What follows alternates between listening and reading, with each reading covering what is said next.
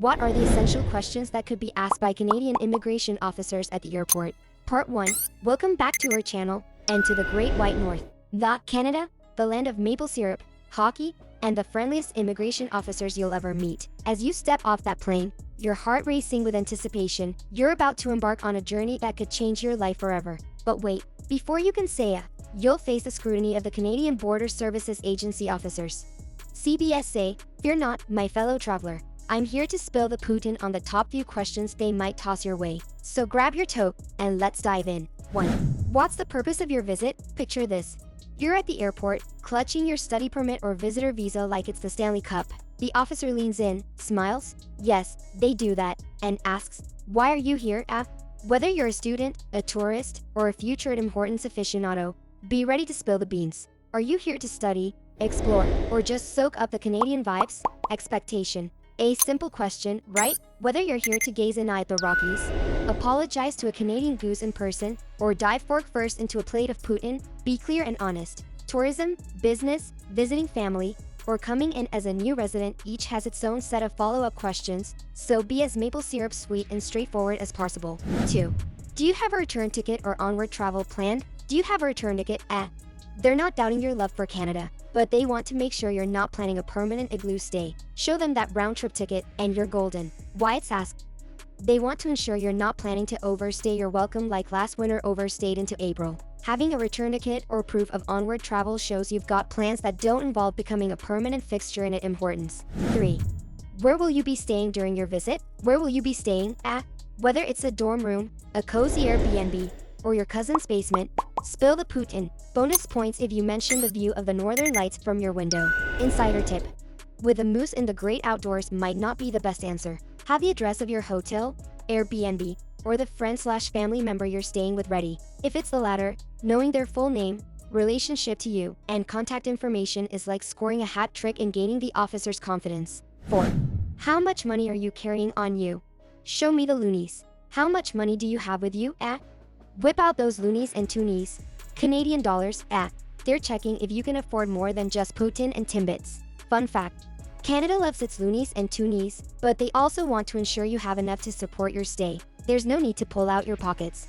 Just know your numbers. Being financially prepared is like dressing for a Canadian winter. It's better to have too much than not enough. 5. Have you visited Canada before? Have you been to Canada before? If you've already hugged a moose or perfected your sorry, spill the beans. They'll appreciate your Canuck street cred. Were you required to leave Canada before? If you've ever been politely escorted out of the country, own up. They'll respect your honesty. The scoop. If yes, sharing your previous Canadian escapades can be a great way to break the ice literally. If this is your first rodeo, a simple no, but I'm excited to be here will do. They may ask what brings you to Canada this time around, so have your best I'm here to embrace the cold smile ready. 6. Do you have friends or relatives in Canada? Why it matters. This question helps the officer understand your connections to Canada. Whether it's your cousin Jean Guy in Quebec or your college buddy in Toronto, knowing someone in the Great White North can add credibility to your visit. 7. What do you do for a living? Thought behind it. This isn't just small talk over a cup of timmies. The officer might be assessing if you have reasons to return to your home country, a job, a business, a pack of pet beavers, ensuring you're not planning to take up unauthorized work or stay indefinitely. 8. How long do you plan to stay? How long do you plan to stay?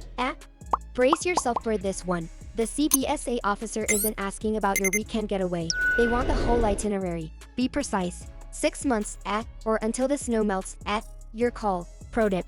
Be as precise as a Zamboni making ice perfect. Whether it's 2 weeks to explore the wonders of the West Coast or a couple of months to dive deep into the cultural mosaic, clear plans make for smooth sailing, or should we say, smooth border crossing.